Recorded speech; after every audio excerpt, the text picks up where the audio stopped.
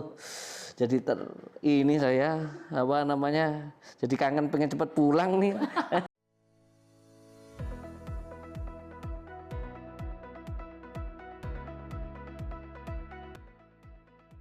Halo Bumiksarawan, ketemu lagi dalam Bumiksara Leaders Talk yang setiap episodenya menghadirkan narasumber-narasumber yang keren. Kali ini bersama dengan saya Pandu Satria Jati yang akan menjadi host episode kali ini, Parenting with Purpose, mendidik anak yang tangguh dan berintegritas. Nah, bersama dengan narasumber kita hari ini Mbak Leonie Atmaja. Mbak Leonie, perlu saya kenalkan dulu ke teman-teman semuanya, ke Bumiksarawan semuanya, bahwa Mbak Leonie ini seorang parenting blogger yang sejak 19 tahun lalu menulis cerita kesehariannya dan hal-hal yang ia pelajari saat membesarkan ketiga anaknya, termasuk berbagai ide aktivitas yang ia nikmati bersama keluarga di dalam vlognya oureverydaydings.com. Nah, beliau ini saat ini juga aktif berbagi tentang konten parenting di TikTok @oureverydaydings dan menjadi pembicara di berbagai institusi sekolah bagi murid, guru dan orang tua. Apa kabar Mbak Leonie? Baik. Baik ya. Wah, ini relate sekali dengan saya dan mungkin teman-teman seangkatan saya sebagai orang tua nih. Apa sih yang menarik menjadi parenting blogger, Mbak? Kok terpanggil untuk memberikan tips-tips ke orang-orang tua khususnya tentang parenting ini? Kalau kita kan sering bicara ya, kalau menjadi orang tua itu gak ada sekolahnya.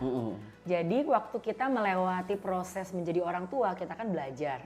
Jadi perjalanan belajar itu pun buat saya pribadi tuh gak pernah selesai.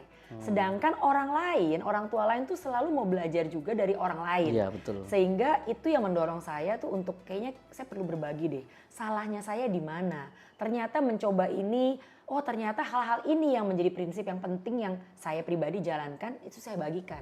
Kalau orang tua lain tidak mau belajar dan tidak mau menjalankan, terserah. Tapi saya rasa saya harus berbagi sih kalau itu adalah hal yang positif gitu. Wah, keren sekali. Jadi saya juga sudah melihat nih spill TikToknya Our Everyday Things ini dan sangat menarik. Nanti bisa dicek ya teman-teman semuanya. Dan Mbak Leonie ini juga founder dari Move It ya, dengan slogannya Inspiring Change with Grit. Ya. Beliau bercita-cita ingin membawa dampak perubahan positif ke keluarga, di mana lewat berbagai kegiatan anak dan keluarga, juga edukasi ke orang tua, khususnya kesadaran orang tua untuk membangun daya juang anak sejak dini dan memupuk relasi positif dengan anak semakin meningkat. Wah, menarik banget ini Mbak, grit ya. Jadi sebenarnya apa sih grit ini Mbak, daya juang, ketangguhan ini mungkin untuk bisa di-share ke teman-teman Bumiksarawan semuanya? Jadi grit itu kan dalam bahasa Inggris, kalau secara sederhananya itu artinya tuh daya juang. Dan ini berarti bagaimana kita itu kalau punya grit, kita mau mencapai sesuatu itu kita tidak mudah menyerah. Jadi kita ada sesuatu yang kita mau tuju dan jangka panjang ya, bukan hanya oh aku mau beli es krim gitu. Tapi oh aku mau menjadi misalnya pemain basket sampai diterima di kampus tertentu. Nah, padahal dia masih umur 9 misalnya. Nah, bagaimana dia mau mencapai itu? Dia akan mungkin ngeles basket. Aduh, ditolak sama temen. Pelatihnya bilang kamu kurang tinggi. Apakah dia punya grit? Aku mau latihan ekstra di rumah. Aku mau tetap coba. Atau aku nggak pernah bisa apa-apa deh. Terus dia mundur. Nah itu artinya gritnya masih kurang. Masih kurang. Nah jadi orang tua perlu banget bisa apa nih untuk membangun grit anak. Dan sehingga anak itu punya grit dan itu akan teraplikasi dalam pekerjaan, dalam kehidupan sehari-hari. Dan sehingga orang bilang kalau mau sukses bukan masalah IQ. Tapi masalah grit, ketangguhan dan kegigihan dia. Wah ya benar sekali itu. Jadi kalau anak-anak sekarang itu mungkin karena dekat dengan teknologi gitu juga ya, dengan apa-apa serba mudah sehingga tadi kegigihan dan daya juangnya kurang gitu ya. Dan bagaimana ini para orang tua khususnya saya dan teman-teman ya seangkatan gitu ya, yang masih anaknya masih kecil-kecil ini perlu untuk menanamkan grit ini sih Mbak, apakah harus kursus atau apa sih yang perlu kami bekali ya sebagai orang tua untuk bisa menanamkan grit ini ke anak-anak sebenarnya? Sebenarnya saya rasa pertama kali yang saya ulang ya. Sebenarnya yang perlu dilakukan oleh orang tua saya rasa adalah dibukakan dulu bahwa ternyata saya ini orang yang gampang menyerah atau enggak ya. Jadi dia harus mengenali dirinya sendiri dulu. Jadi waktu kita bilang grit itu penting banget, dia juga dibukakan dulu. Saya perlu nggak ya dalam hidup saya pribadi? Karena sebelum mengajarkan anak dia perlu berkaca dulu tentang dirinya dulu dong. Jadi orang tuanya dulu yang perlu memahami iya. grit dan Yes. menanamkannya gitu Dan ya. mengapa penting? Dan Karena kalau nggak melihat itu penting dia nggak akan kejar. Kalau nggak lihat penting dia nggak akan lihat, waduh anak saya perlu dilatih loh begitu. Jadi kesadaran ini perlu dibukakan dulu. Dan kalau setelah sadar, lalu apa? Diperlengkapi. Karena bukan hanya tahu dari baca buku, tapi ini seperti kayak kita harus terus-menerus belajar, terus-menerus diasah. Saat kita mengaplikasikannya dalam kehidupan kita sehari-hari, itu pasti banyak jatuh bangun. Karena kita sendiri pun punya kebiasaan, latar belakang dibesarkan oleh orang tua seperti apa. Sehingga ternyata waktu kita mau oper kepada anak, nggak bisa, padahal kita tahu. Nah ini selalu menjadi problemnya, antara tahu dan menjalankan. Jadi kalau pertanyaannya gimana mau mengajarkan grit, yaitu sadar dulu dirinya seperti apa, sadar bahwa ini penting, diperlengkapi dan berjuang jatuh bangun menjalankannya. Gitu. Kalau sekarang ini kan berarti orang tua juga dimudahkan ya, mungkin berbeda dengan orang tua kami dulu yang memang semuanya itu serba sulit dan akhirnya berjuang untuk memperoleh itu.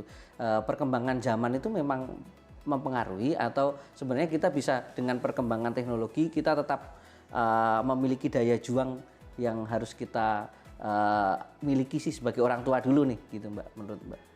Yang kita bisa bukakan kepada para orang tua nih ya, zaman kita ini dengan kemudahan teknologi yang ada sekarang, itu memang kecenderungannya sangat tinggi untuk akhirnya daya juangnya itu sangat tipis. Artinya begini, kita di mana-mana itu dituntut untuk cepat, instan. Dulu panasin makanan lama gitu ya, sekarang microwave, telepon, sekarang internet, WA call aja gratis gitu ya. Dulu tulis surat, sekarang kirim WA gitu. Jadi semua itu serba cepat, sehingga lebih nggak sabar. Misalnya contoh ya, lebih menuntut nyaman dengan adanya AC, misalnya sesimpel itu. Kita kalau ada gerah dikit, kita mengeluh misalnya. Beda kalau kita memang membiasakan misalnya banyak bermain di alam. Sehingga kalau memang panas emang nggak enak, tapi saya akan tahan. Nah itu udah berbeda tuh. Daya juang dan semua saya bilang tuh di mindset di pikirannya kita, pola berpikir. Dan kalau ini tidak diajarkan ke anak dan dimulai dari orang tua, bayangkan generasi apa di depan kita, 10 tahun, 20 tahun di depan, yang nggak mau susah, nggak mau lama, dan gampang mengeluh. Kalau susah langsung marah-marah gitu ya, padahal mencapai sesuatu. Contoh, tanam pohon, kita nggak bisa instan. Iya. Pasti ada waktu. Anak hamil tetap 9 bulan, 10 bulan, nggak bisa dipercepat. Ya. Banyak hal dalam hidup tuh nggak bisa dipercepat dan kesulitan pasti ada. Menghadapinya bagaimana? Nah itu harus kita persiapkan. Jadi memang ini penting sekali ya buat kita ya teman-teman Bumik Sarawan semuanya yang khususnya punya anak-anak kecil atau yang sedang menyiapkan diri untuk berkeluarga gitu ya. Tentunya kita juga harus punya itu semangat di mindset kita untuk grit ini. Dan tentunya kalau berbicara tentang grit dan dikaitkan dengan kita semua di Bumik Sara ya, kan Bumik Sara ini kan concern terkait berbagai hal yang berkaitan dengan kepemimpinan berintegritas ya Mbak Leonie ya. Jadi kalau Mbak Leonie sendiri memandang integritas itu apa sih dan apakah itu juga membutuhkan grit untuk mencapai integritas itu Mbak?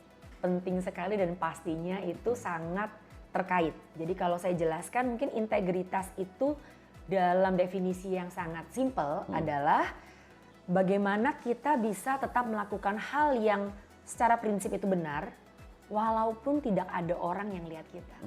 Seringkali kan apalagi di zaman sosmed ya, kita melakukan apa-apa kita pengennya orang semua tahu. Bisa dibayangin yang ada pernah lihat gak yang orang tuh mau ngasih duit uang ke pengemis tapi sambil begini gitu ya. Kan dia sambil biar orang lihat loh gitu kontennya kan. ya. Biar ada konten gitu. Saya nggak lagi mengkritik bahwa membuat konten itu nggak boleh, karena konten bisa positif. Tapi mindset bahwa apa yang saya lakukan harus orang lain lihat. Kalau begitu, integritas itu adalah kalau tidak ada orang yang lihat, apakah kita tetap akan menjadi seseorang yang jujur, seseorang yang tetap memilih yang benar, walaupun nggak ada yang akan memuji misalnya. Dan ini penting banget, apalagi di kantor misalnya kan. Nah kalau grit itu apa kaitannya? Saat kita mau mencapai sesuatu level of integrity, lalu tidak mendapat pengakuan. Jujur tapi kok malah difitnah. Grit itu yaitu saya akan tetap berjuang, saya akan mau mencapai satu integritas tinggi dalam hidup saya, itu akan mendorong dia tidak mundur. Tapi susah, jatuh bangun, nangis, dan tetap perlu support system ya yang tetap mendorong dia, dan dia akan maju terus. Nah grit itu yang akan mendorong dia untuk terus mencapai itu, menjaga hidupnya berintegritas di tengah lingkungan yang tidak mendukung. Jadi sangat ada hubungan sekali ya antara grit dan juga integritas tadi, karena untuk mencapai integritas kan juga kita butuh perjuangan ya Mas, ketika mendapatkan penolakan gitu ya, kekecewaan tentunya gitu ya, kita jangan menyerah dan tetap gigih untuk mempertahankan integritas itu. Dan tentunya grit ini kan juga integritas diperlukan semua umur ya, dan tidak bisa instan tadi seperti yang disampaikan, perlu mindset dari kecil. Dan bagaimana sih mendidik anak-anak kita, tadi kan kita ngomongin tentang anak-anak ya, supaya tetap berintegritas sejak kecil gitu ya. Tentunya tadi yang disampaikan contoh dari orang tua gitu, itu kalau menurut kami sih pasti itu menjadi hal yang penting ya, karena kan mencontoh anak-anak. Tapi ada nggak sih hal-hal lain yang bisa dilakukan sebagai orang tua ini untuk mendidik anak-anak kita berintegritas sejak kecil, Mbak? Jadi selain dari menjadi teladan gitu ya, anak kan pasti melihat kita ya, apa yang kita lakukan, kita ngomong. Yang banyak hal lain itu contohnya adalah yang saya sering tekankan adalah relasi dengan anak itu perlu dibangun dengan positif dari kecil. Kenapa? Karena kalau kita mau mengajarkan atau menanamkan nilai apapun kepada anak, kalau relasi kita itu baik, anak bisa merasa kalau aku ngomong sama papa, aku ngomong sama mama itu, aku diterima loh. Itu akan membuka sekali untuk hatinya dia saat diajarkan tentang integrity. Jadi saya sering mengajak para orang tua itu, yuk kita lihat yuk relasi kita sama anak seperti apa. Karena di zaman sekarang tidak sedikit orang tua yang sangat sibuk. Sebenarnya tidak sibuk-sibuk amat, tapi karena ada gadget misalnya, jadinya sangat sibuk dengan drama Korea, dengan nonton ini itu yang sebenarnya nggak penting. Anak di depan mata pun akhirnya kita tidak berelasi. Nah ini teguran dan reminder buat saya pribadi juga ya, karena ini kita hidup di zaman gadget is everywhere. Artinya kita harus terus-menerus sebagai orang tua itu ingat, aku lagi sama anak-anak, ini meja makan misalnya ya, aku nggak mau sambil ngecek HP. Ini banyak sekali kan kalau kemana-mana lihat di restoran misalnya tempat makan, semua pegang HP. Bersama-sama tapi tidak ngobrol. Bagaimana kita, satu, menanamkan nilai, ngobrol aja enggak. Bagaimana kita bisa menanamkan nilai dan anak itu menerima dengan positif kalau relasi aja minim. Padahal sama-sama secara fisik. Nah itu ya, jadi relasi orang tua dengan anak yang perlu dibangun, sambil orang tua itu perlu banget sadar, ini nggak cuma hanya quality time, kan orang tua suka bilang, aku yang penting ada quality time. Quality time itu harus ada karena adanya kuantitas. Jadi itu adalah satu kebohongan gitu. Jadi ya. kuantitas dulu baru bisa betul, karena masukkan quality ya. Seorang mengatakan dengan gamblang begitu ya. Omong kosong kalau kita bilang saya kualitas 10 menit sama anak setiap malam. Saya nggak pegang apa-apa. Aduh itu minim sekali. Tentu lebih baik daripada kamu nggak ketemu. Tapi itu kan yang paling darurat, yang paling jelek gitu ya. Jadi kalau mau bicara quality hanya akan bisa ditemukan di antara kuantitas yang banyak. Jadi contoh, gimana bikin anak ngobrol dan lalu kita bisa tanemin tuh misalnya tentang pentingnya dia jujur sama temen, walaupun dia ketemu mainan temennya misalnya ya, aku suka, aku mau simpen misalnya. Integritas itu artinya itu bukan milik aku harus kembalikan. Nanti kan dalam pekerjaan juga sama ya, ini bukan milik aku, bukan uang aku nggak boleh masukin ke kantong, ini korupsi gitu kan. Tapi sesimpel, aku ketemu mainan teman aku yang selama ini aku suka, dia nggak tahu, aku harus balikin. Nah itu, bagaimana anak cerita pergumulannya dia yang mau ngambil, bahkan mungkin udah di kantong dia, dibawa pulang, kalau waktunya kita sama dia cuma 10 menit. Membangun momen-momen itu mungkin banyak momen kita nggak banyak bersama-sama harus di pinggir sungai, enggak, kita bersama-sama sama dia aja. Mungkin makan bareng, ngomonginnya juga bukan ngomongin tentang sekolah. Tapi kalau momen-momen itu, misalnya kita bersama-sama anak 1 jam, bersama-sama aja, mungkin dia jadi agak terdorong tuh mau cerita sama papa. Ya. Tapi kalau kita cuma 15 menit, ya udah Kak, belum keluar tuh. Akhirnya yang di kantong ya disimpan terus, boro-boro mau bicara tentang integritas. Tapi kalau mungkin waktu itu ada, dia bakal bilang, oh iya Pak, dia ngomong tuh, tadi aku nemu mainan temen. Dia belum kembaliin, mungkin udah 2 hari di kantong dia. Tapi karena kita ngobrol, dan sekali lagi kalau tadi tipsnya ya bagaimana orang tua, yang selalu saya pun harus mengingatkan diri sendiri, jangan terlalu cepat langsung menghukum. Karena kita sangat mementingkan keadilan. Tapi kita coba buka pembicaraan dengan bertanya, menurut kamu bagaimana? Banyak orang tua itu kan, kamu kok kayak gitu sih, mainan orang, balikin. Kamu tuh harus ada integritas, waduh apa gitu ya. Tapi kalau kita justru mau membuat anak itu harus sadar dulu, karena kan kita kan nggak akan selalu ada bersama-sama dengan anak. Jadi kita pengennya anak itu nanti ini bertumbuh besar, dia bisa berefleksi. Aku sudah melakukan apa? Dampaknya apa? Konsekuensinya apa? Ya dong? Nah itu semua harus ditanam tuh, dilatih dari kecil. Jadi kalau kita bertanya, menurut kamu gimana mainan teman kamu? Kamu suka ya? Emang mainannya bagus sih, divalidasi. Normal, kamu suka gitu, lucu kan mainannya gitu. Menurut kamu gimana? Nah kalau kita kembalikan, itu namanya kita melakukan yang benar. Itu Papa ajarin ya, itu namanya integritas. Susah ya, integritas. Artinya tuh walaupun kamu mau, tapi itu bukan punya kamu. Kamu balikin ke yang punya. Sama seperti orang temuin barang kamu, padahal mainan kesayangan kamu. Kamu juga mau orang itu balikin kan? Bukan punya dia.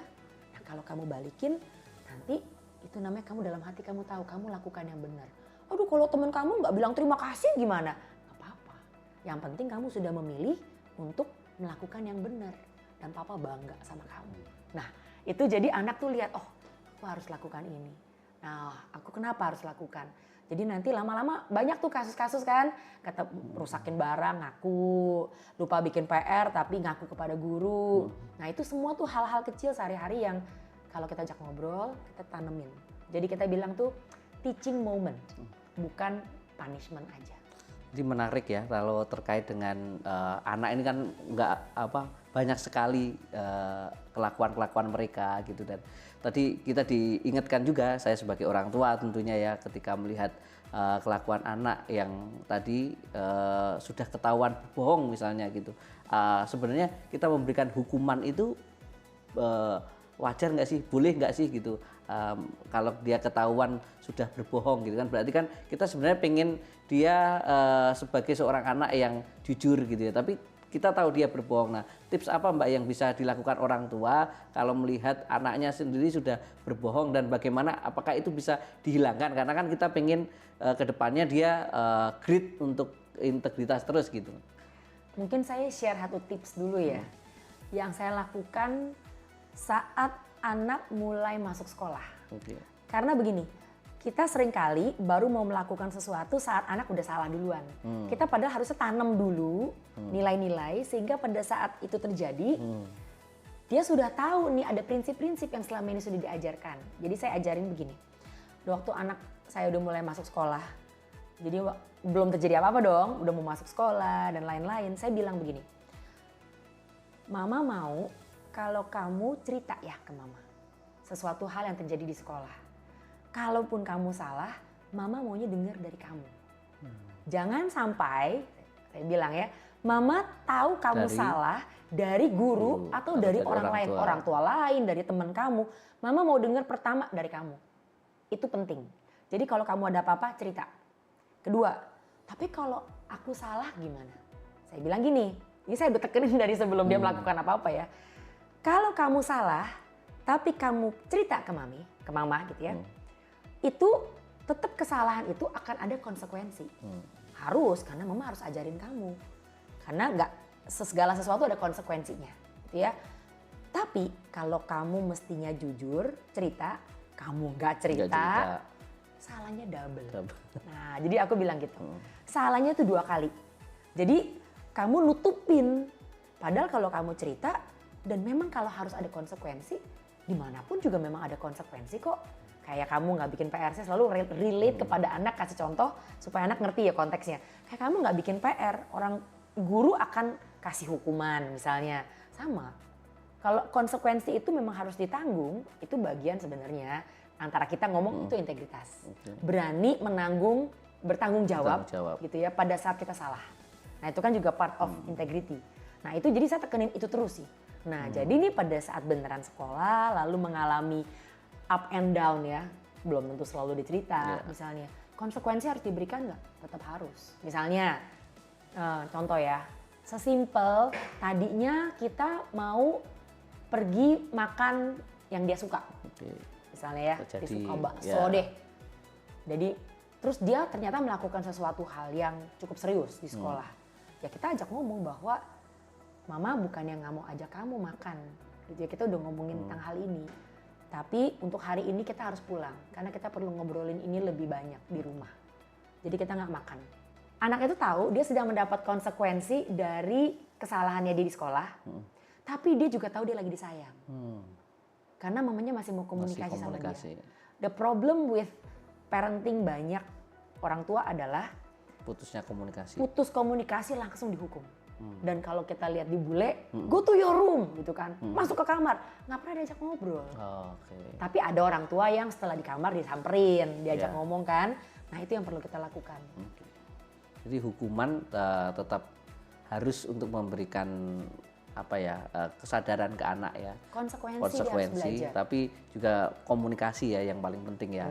Untuk menyadarkan kembali. Nah, sebenarnya seru sekali nih obrolan kita dengan Mbak Leonie, tapi karena kita terbatas waktu nih kita ajukan pertanyaan terakhir nih Mbak untuk tips untuk orang tua yang sedang berjuang seperti saya nih untuk mendidik anak yang masih kecil, yang masih banyak ke depan dengan tantangan instan tadi, dengan berbagai tantangan integritas yang waktu yang tidak bisa untuk berbagi tadi kan sebenarnya kuantitas yang dibutuhkan, tapi juga kuantitas saja nggak cukup, gimana kualitasnya gitu ya. Tapi bagaimana di tengah kesibukan orang tua yang sedang berjuang mendidik anak ini untuk menanamkan grit dan integritas sejak dini, Mbak.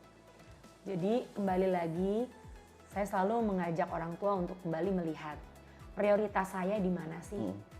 Ada anak-anak yang masih kecil-kecil, saya bilang tuh jendela ya untuk kita punya kesempatan menanamkan nilai-nilai. Dalam hal ini integritas ataupun grit atau apapun itu sangat sebentar. Anak ini akan bertambah besar, ibarat semen itu akan menjadi kering. Kalau sudah kering, udah nggak bisa dibentuk apa-apa. Jadi udah nggak bisa, udah keras. Seperti kalau kita lagi mau bikin pakai clay gitu ya, tanah liat ya. Itu kita bentuknya itu momennya itu adalah di masa-masa emas itu. Jadi saya selalu bilang kalau punya anak yang masih dari lahir, TK, ini SD udah mulai makin besar nih ya. Itu udah momen yang harus ditangkap. Nah, jadi saya bilang, ayo orang tua pikirkan dulu prioritas saya di mana. Seringkali kalau kita tidak pikirkan prioritas, akhirnya yang diprioritaskan adalah hal-hal yang nggak penting. Contoh, ada waktu sama anak di samping, tapi yang diprioritaskan adalah nonton drama. Padahal anaknya mungkin mau cerita. Nonton dramanya itu bukan salah, tapi mungkin tunggu dia tidur. Nah gitu loh. Jadi kembali lagi, orang tua yang kadang-kadang mestinya ngobrol di meja makan, tapi prioritasnya pekerjaan yang padahal bukan deadline-nya sekarang. Jadi sebenarnya ngebales itu bisa nanti. Tapi seringkali kan kita kalau udah lihat tuh gatel ya. Pengen ngecek, pengen bales sekarang. Padahal anak kalau lagi mau cerita, ini terjadi sama saya juga. Saya sampai ditegur sama anak saya yang bilang gini, saya lagi tengah-tengah ngomong, tapi mami ngomongnya sama orang lain. Jadi saya lagi tengah-tengah dengerin, padahal yang ngajak ngomong saya kakaknya. Gini, terus saya balik ke dia lagi, terus dia bilang udah gak mau lagi, dia udah males. Dia merasa kepotong. Padahal saya bilang, loh tadi kan lagi dipanggil. Saya bukannya lagi mau menolak dia. Nah, anak itu hatinya kan beda-beda ya. Ada yang sangat sensitif, ada yang nggak peduli ada dia cerita lagi. Nah kita mesti mengenal. Untuk mengenal anak perlu waktu lagi. Jadi saya selalu bilang, ayo orang tua kita kenali prioritas kita di mana. Karena waktu kita cuma 24 jam dan waktu bersama anak sangat sedikit. Apalagi kalau dua-duanya bekerja. Kalau dua-duanya bekerja, saya sering bilang begini, coba yuk evaluasi sebenarnya perlu nggak dua-duanya bekerja.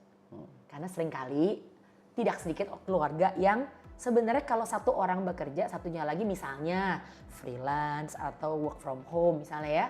Jadi bersama anak khususnya di waktu yang masih emas ini bisa, cuman nggak bisa keluar negeri. Contoh ya, ada keluarga yang seperti itu ya.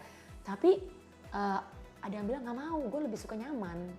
Kalau duit gue banyak kan gue bisa jalan-jalan. Tapi waktu sama anak jadinya nggak ada. Nah kan itu ya prioritas. Ada yang bilang, aduh tapi keluarga kami benar-benar secara ekonomi harus dua-duanya bekerja. Nah apa? Kalau memang seperti itu, kita kerjakan. Saya selalu bilang, kalau kita tulus memberikan waktu kita dalam keterbatasan, ada anugerah Tuhan dalam keluarga kita. Artinya kita tetap maksimalkan, misalnya tetap telepon ke anak, video call udah gratis dengan wifi. Itu pun aja susah loh. Anak belum itu suka ada video call. Dia maunya bareng-bareng, ada anak yang dipeluk baru merasa disayang. Padahal orang tuanya ngasihnya mainan terus. Dia nggak merasa disayang. Nah ini kan juga kita perlu kenal. Kenalin anak lewat sebisanya waktu. Misalnya kalau weekday nggak bisa, Senin sampai Jumat nggak bisa, Sabtu Minggu lah. Sebisanya benar-benar lepasin semua yang lain-lain sama anak. Karena di situ kita bisa bangun relasi dan anak merasa bisa percaya sama kita. Dan anak itu baru bisa, akhirnya waktu kita tegur, waktu kita kasih konsekuensi, dia bukannya pahit, tapi dia lihat iya, papa mama sayang, makanya dia tegur, makanya dia kasih aku hukuman itu. Bayangin kalau nggak ada relasi itu, dia hanya pahit aja. Kan banyak orang bilang kita mesti hukum secara VOC, anak zaman sekarang lembek gitu kan. Ya relasinya gimana? Kalau kagak ada, banyak orang, anak-anak zaman sekarang juga yang pahit sama orang tua zaman dulu yang cuma taunya ngegebuk tapi nggak pernah ngobrol kan. Jadi ya kembali lagi sih, relasi, waktu, coba pikirin prioritas, evaluasi, tanamkan, jadi teladan. Nggak mudah, tapi justru kita berjuang terus di situ. Mantap, tepuk tangan semua sekali lagi buat Mbak Leonie. Sayang waktunya terbatas ya, tapi terima kasih sekali sudah memberikan insight ke Bumik Sarawan semua, khususnya yang tengah menjadi orang tua. Karena kan banyak angkatan saya khususnya yang saat ini mempunyai anak kecil-kecil yang tadi di usia emas, yang pasti dengan setelah mendengar talk show kali ini mendapatkan inspirasi, khususnya semoga bermanfaat ya untuk memberikan waktu, memberikan contoh, juga memberikan semangat untuk mendidik anak-anak berintegritas dan tadi dengan grit, jadi mempunyai semangat yang tangguh. Dan jangan lupa untuk follow akun sosial media Bumik Sara untuk melihat dan menyaksikan diskusi-diskusi menarik lainnya yang terkait dengan integritas. Dan juga jangan lupa follow akun @leonie_our_everydaythings untuk tips parenting dari Mbak Leonie. Sekali lagi terima kasih Mbak. Dan saya akhiri acara hari ini Bumik Sara Leaders Talk dengan pantun. Pergi ke Gondang Dia, lanjut ke Cikini. Tidak lupa mampir ke Mangga 2. Terima kasih sudah menonton acara ini. Semoga memberi manfaat bagi kita semua. Salam kepemimpinan berintegritas. Terima kasih. Terima kasih Mas Andi.